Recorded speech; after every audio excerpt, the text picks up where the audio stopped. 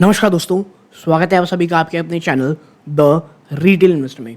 दोस्तों, यहाँ पर मैं जिस स्टॉक की चर्चा करने वाला हूँ वो बैंकिंग स्टॉक से आता है और लग ऐसा रहा है कि फाइनली इस एक स्टॉक में जिसका नाम है बंधन बैंक लिमिटेड, उसमें आपको काफ़ी दिनों के बाद एक ब्रेकआउट देखने को मिल सकता है। ठीक है, बट कौन से वो लेवल्स हैं जहाँ पर आपकी नज़र होनी चाहिए, क्योंकि यदि फिर से वो आप कह सकते हैं सपोर्ट टूटता है, स्टॉक उसके नीचे जाता है, तो वापस से जो पूरी उम्मीदें दिख रही हैं आपको कि स्टॉक यहाँ से शायद एक बड़ी तेज़ी दिखा दे, वो टूटती हुई दिखाई देगी। तो कौन सा वो स्टॉक है, क्यों ऐसा कहा जा रहा है कि फॉर अ लॉन्गर टर्म ये जो स्टॉक है वो काफ़ी अच्छे तरीके से आपको यहाँ से एक अच्छा रिटर्न दे सकता है। और जो आने वाले क्वार्टरली रिजल्ट्स है दोस्तों, क्योंकि आपको पता होगा कि अब सितंबर ख़त्म होने वाला है, तो सितंबर क्वार्टर, दैन दिसंबर क्वार्टर और लास्ट में मार्च क्वार्टर, ये जो 3 क्वार्टर हैं ये आने वाले हैं। और जो जून क्वार्टर रहता है वो सीजनली काफ़ी ज़्यादा वीक होता है बैंक्स के लिए, फिनेंशियल कंपनीज के लिए। तो आने वाला क्वार्टर कैसे एक तेज़ी आपको यहाँ पे लाते हुए दिखाई दे सकता है, इन तमाम चीज़ों पे चर्चा करेंगे। चैनल में पहली बार आए हैं, प्लीज़ सब्सक्राइब का बटन ज़रूर दबा दीजिएगा ताकि इस प्रकार की वीडियोस आपके नोटिफिकेशन बार पे आ जाएं, और वीडियो को तुरंत लाइक कर दें ताकि यूट्यूब औरों को भी रिकमेंड करे। अब वापस से चलते हैं अपने स्टॉक प्राइस की तरफ। देखिए, पिछले कुछ समय से बंधन बैंक इतने ज़्यादा अप एंड डाउन, जिस प्रकार की वॉलेटिलिटी इसने दिखाई है, ज़रा मैं दिखाता हूँ। एक साल में आप देखो, एक साल में ये स्टॉक यहाँ 260 रुपये, फिर जो गिरावट शुरू हुई दोस्तों, ये वहाँ से अब आता हुआ दिखाई दे रहा है। और अगर ये तेज़ी होती है तो भाई साहब ये राउंडिंग बॉटम टाइप का बनाता दिखाई देगा आपको। लेकिन उससे पहले इसको ना, ये पहला, देन ये 220 और उसके बाद ये जो लेवल्स है इसे तोड़ने पड़ेंगे। और एक बार मैं आपको बता दे रहा हूँ, ये जो 260 का लेवल है ना, 255 से लेकर के 260 लेवल्स की चर्चा मैं करूँगा थोड़ी देर में, बट ये जो दिख रहा है ना आपको, ये 260, जिस दिन बंधन बैंक इसे तोड़ करके ऊपर चला गया, देखिए बीच बीच में जो स्पाइक आते रहते हैं, it's a different thing, but आने वाले समय मुझे लगता है अगर ये स्टॉक ऊपर चला गया दोस्तों, तो फिर ना स्टॉक में आपको एक बहुत ही शानदार, मैं कहूँगा, रैली देखने को मिलेगी। और स्टॉक, और देखिए ये ऐसा ही नहीं होने वाला, टेक्निकलिटी में आप मत जाइएगा कि हाँ भाई अब ब्रेकआउट होगा। प्रॉब्लम इसका टेक्निकल नहीं है, प्रॉब्लम है इसकी परफॉर्मेंस। और आने वाले जो 3 क्वार्टर्स हैं, मैं आपको फ्रैंकली बता रहा हूँ, अगर आने वाले 3 क्वार्टर्स में इस बैंक ने जो इससे उम्मीदें हैं, और ये बिल्कुल जिस प्रकार के इसके कस्टमर बेस हैं इसे फुलफिल कर सकता है, ये होती हैं, तो एक बड़ी तेज़ी आपको ये स्टॉक दिखा सकता है। मैं ऐसा क्यों बोल रहा हूँ, मैं आपको बताऊँगा एक एक करके। देखिए, आप समझिए एक चीज़ को, अभी क्या हुआ है, पूरे भारत में फ्लड्स जैसे हालात हैं, फ्लड जैसे हालात हैं। और मतलब अभी जब मैं वीडियो करूँ तब नहीं, जो पूरी तरह से मानसून गया था, स्पेशली कहाँ पर, ईस्टर्न पार्ट में। ठीक है, आपको पता होगा असम और बंगाल, ये दोनों ही ना मेन बिजनेस एरिया है बंधन बैंक के। पिछले कुछ क्वार्टर में बैंक ने जो अपनी डिपेंडेंसी है, जो अपनी निर्भरता है, इसे दूर करने की कोशिश की है, बट स्टिल अभी भी आप देखेंगे तो ये काम चल रहा है। और अगर फ्लडिंग इश्यूज आपको दिखते हैं तो, और जो सितंबर का क्वार्टर आता है और फ्लड इश्यूज की खबरें निकल के आती हैं, या सरकार कुछ ऐसा पैकेज अनाउंस करती है जो वहाँ के नागरिकों के लिए नो डाउट अच्छा हो, और हो भी सकता है दोस्तों, देना भी चाहिए सरकार को, बट इस बैंक के लिए अच्छा ना हो। क्योंकि अगर आपको याद हो, जो सबसे पहली चीज़ शुरू हुई थी ना प्रॉब्लम इस बैंक की, वो फ्लड्स के कारण हुई थी। जो लोन वेवर मिल गया था उसने बहुत परेशान किया था इस बैंक को, और आप देखेंगे तो ये चीज़ें चल रही हैं। बट एक आप कह सकते हैं जो जो पॉजिटिविटी की जो आप कह सकते हैं चीज़ें दिख रही हैं, वो क्या है मैं बताता हूँ भैया। जो जून क्वार्टर रहता है वो बहुत ज़्यादा वीक था। क्यों वीक था? इलेक्शन, फिर आपका जो हीट वेव, और फिर रहता है सीजनली वीक क्वार्टर। लेकिन जो जून के बाद अब सितंबर क्वार्टर आएगा, भाई साहब इलेक्शन कंप्लीट हो चुके, हीट वेव बिल्कुल भी नहीं, और जो सीजनलिटी वीक है वो भी जा चुकी है। तो ये तीनों ही चीज़ें फैक्टर होंगी और आपको एक इम्प्रूवमेंट देखने को मिलेगी। और इसके साथ ही साथ मैं आपको बता दूँ, थोड़ी देर बात करेंगे हम एनपीएस की, लेकिन अगर एनपीए में कुछ एक पॉजिटिव सुधार, एक अच्छा सुधार देखने को मिल जाता है, यकीन मानिए बंधन बैंक जो पिछले काफ़ी समय से शांत से बैठा हुआ है, आपको वहाँ पर एक बड़ी तेज़ी, एक बड़ा ब्रेकआउट देखने को मिलेगा।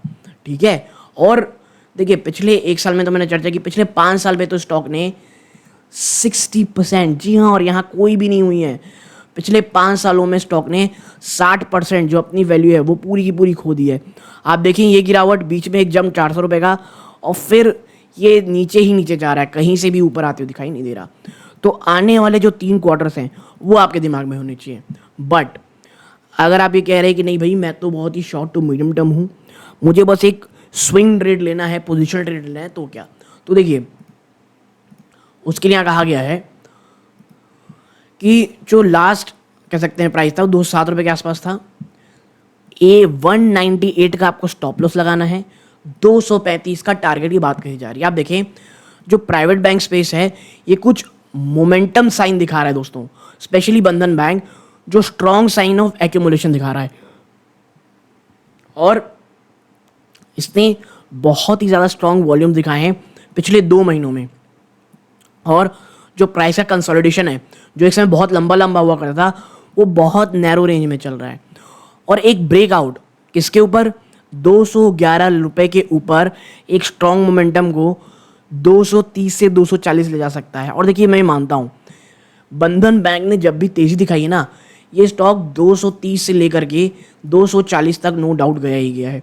तो अगर आपको एक पोजीशन ट्रेड चाहिए, आपके दिमाग में ये लेवल्स ज़रूर से ज़रूर होना चाहिए दोस्तों। अब बात कर लेते हैं कि बैंक कैसे हो सकता है। देखिए इसके ज़रा क्वार्टरली नंबर्स के नजर डालते हैं हम लोग। आप देखें यहाँ पे कंपनी का जो क्वार्टरली नंबर है, आप देखिए इस बार जो आया था 5,536 करोड़। और मैं हमेशा कहता हूँ बैंक को ना ईयर ऑन ईयर नहीं, क्वार्टर ऑन क्वार्टर देखना चाहिए, लेकिन जैसा कि आपको पता है भाई साहब ये सीजनली वीक होता है, फिर भी आप देखें 5,536 करोड़ रुपीज़ आया है।